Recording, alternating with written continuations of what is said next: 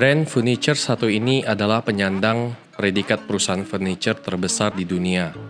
Meskipun di Indonesia, gerai mereka sejauh ini hanya tersedia di Pulau Jawa dan Bali, namun secara keseluruhan, IKEA memiliki total 456 gerai yang tersebar di 50-an negara.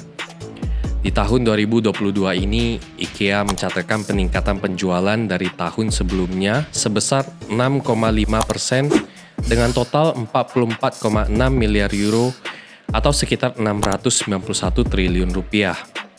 Hebatnya lagi, pencapaian terjadi di saat mereka mengalami gangguan rantai pasok atau yang dikenal dengan istilah supply chain disruption dikarenakan perang Ukraina-Rusia serta dampak inflasi global secara menyeluruh. Pemerintah memperkirakan inflasi pada 2022 akan melonjak. Jerman mencatatkan inflasi bulan Maret 7,3%. Badai inflasi belum menjauh dari Turki, inflasi Argentina meroket.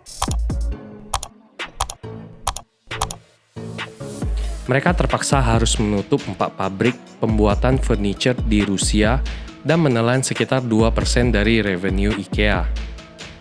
Kilas balik ke tahun 2020 lalu, di mana terjadinya pandemi dan banyak negara yang menerapkan lockdown, di luar dugaan, IKEA mengalami lonjakan penjualan online mencapai 45% dengan total 4 miliar kunjungan di halaman website mereka.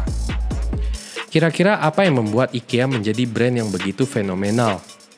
Langkah apa saja yang mereka ambil hingga bisa sesukses sekarang? Mari kita bahas lebih detail dan selamat datang di channel ini. Bersama dengan saya, Rian Ong.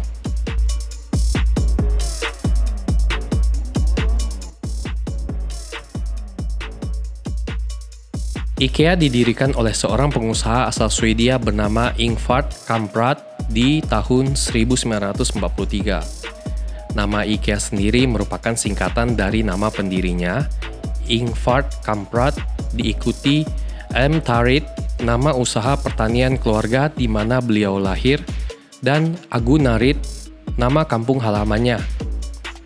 Usahanya itu dibangun saat beliau masih berumur 17 tahun.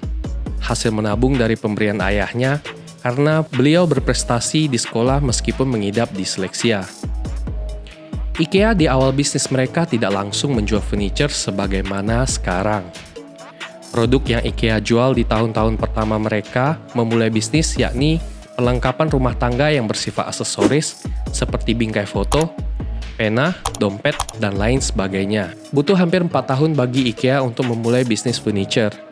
Dan di tahun 1947, mereka menjual hasil produksi dari pabrikan furniture lokal. Usaha yang dijalani Ingvar ini terus mengalami kemajuan, dan pada akhirnya IKEA membuka gerai pertama mereka di luar Swedia, yakni di Norwegia, pada tahun 1963. Diikuti Denmark pada tahun 1969. Dan kurang lebih 1 dekade kemudian, IKEA hadir di luar Eropa seperti Jepang, Australia, dan Kanada. Hingga video ini dibuat, seperti yang sudah disampaikan di awal video tadi, IKEA sudah memiliki 400-an gerai di 50-an negara. Mayoritas gerai IKEA terletak jauh dari pusat kota, sehingga hal ini memotivasi para pengunjung untuk membeli sesuatu karena tidak ingin terkesan sia-sia sudah menempuh perjalanan yang sangat jauh. Hal ini dikenal dengan sebutan sunk cost fallacy, di mana orang akan berkomitmen terhadap sesuatu yang mereka lakukan karena sudah mengorbankan waktu maupun uang untuk hal tersebut.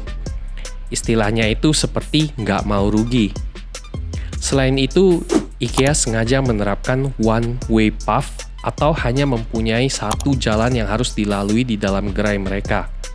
Hal ini menimbulkan efek yang disebut scarcity effect, yang dimana apabila calon pembeli tidak mengambil langsung barang yang mereka inginkan saat itu juga, maka calon pembeli harus mengulangi rute yang dilalui tadi untuk kembali ke bagian produk yang diinginkan.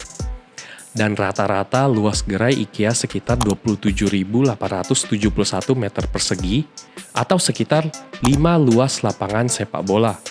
Pastinya ini membuat konsumen untuk berpikir 2 kali untuk meninggalkan tempat barangan yang diinginkan, karena jika sudah melewati, mereka harus keliling cukup jauh. Bukan hanya itu, sistem satu jalan gerai IKEA ini juga secara tidak langsung memaksa para konsumen untuk melihat barangan lainnya. Jadi semisalnya tujuan utama Anda pergi ke IKEA hanya ingin membeli lampu tidur, Anda diharuskan terlebih dahulu untuk mengelilingi satu store penuh dan melihat barangan lain yang ada. Trik seperti ini terbukti efektif, di mana para konsumen mengaku bahwa 6 dari 10 pembelian di IKEA itu tidak direncanakan. Green effect adalah istilah di mana desain sebuah toko atau gerai dirancang sedemikian rupa agar konsumen lupa dengan tujuan awalnya dan berakhir dengan pembelian yang impulsif. Di store IKEA, kita juga tidak akan melihat cahaya matahari yang masuk ke dalam ruangan, karena ini adalah bagian dari trik IKEA agar para pengunjung lupa akan waktu dan tetap fokus untuk berbelanja. Biasanya sering kita temui di kasino agar pengunjung lupa waktu dan hanya fokus dalam kegiatan yang ada di ruangan tersebut. Ada pula penerapan trik psikologi lainnya, yaitu yang dikenal dengan IKEA Effect. Efek IKEA ini diperkenalkan pertama kali di tahun 2011 melalui sebuah penelitian yang bernama The IKEA Effect Labor Leads to Love oleh Norton, Mochon, dan Ariely. Dalam penelitian tersebut terdapat hasil di mana seseorang menilai sesuatu produk yang dibuat sebagian oleh mereka lebih berharga ketimbang produk jadi. Dan ini dapat mempengaruhi cara berbelanja si pembeli. Mereka melakukan sesuatu tes terhadap konsumen untuk merakit kotak IKEA, memasang mainan Lego, dan pembuatan origami. Hasilnya, para konsumen tadi rela untuk membayar lebih tinggi produk yang mereka rakit sendiri dibandingkan produk yang sudah jadi. Kehadiran IKEA Food dengan menu ternamanya yakni meatball juga bukan sesuatu yang di luar penerapan ilmu psikologi. Ingvard memiliki prinsip yaitu sulit untuk melakukan bisnis dengan orang yang sedang kelaparan. Tambahan juga dari salah satu mantan kepala divisi Food Operation IKEA, Gert de Wald, mengatakan meatball adalah penjual sofa terbaik. Ketika kita menyediakan makanan, maka para pengunjung akan tinggal lebih lama dan memungkinkan mereka untuk berbelanja lebih banyak. Di sini makanan adalah stimulus untuk meningkatkan mood agar para konsumen bawaannya happy dan senang. Dan hal ini dipercayai akan membuat para konsumen untuk menghabiskan uang mereka lebih banyak. Klaim tersebut bukannya tanpa dasar. Di tahun 2012, sebuah studi yang dilakukan terhadap 700 orang yang berbelanja di IKEA Italia menemukan bahwa para pembeli yang makan di food court IKEA menghabiskan uang untuk membeli barang rata-rata 2 kali lipat lebih banyak dari orang yang tidak makan sama sekali. Salah satu jurnal yang ditulis oleh Cordelia, Friedrich, dan Kerstin dengan judul Store Atmosphere, Mood, and Purchasing Behavior juga menyebutkan para pembeli yang berada di gerai dengan suasana nyaman akan memiliki tendensi untuk berbelanja lebih banyak terhadap barangan yang mereka suka. Perlu diingat jika makanan hanyalah salah satu bentuk stimulus yang ditawarkan oleh IKEA. Ada pula beberapa trik psikologi umum lainnya yang dapat kita temui seperti decoy effect yang juga populer digunakan oleh perusahaan minuman kopi Starbucks untuk mempengaruhi keputusan belanja pembeli, maupun old pricing agar suatu barangan terkesan lebih murah.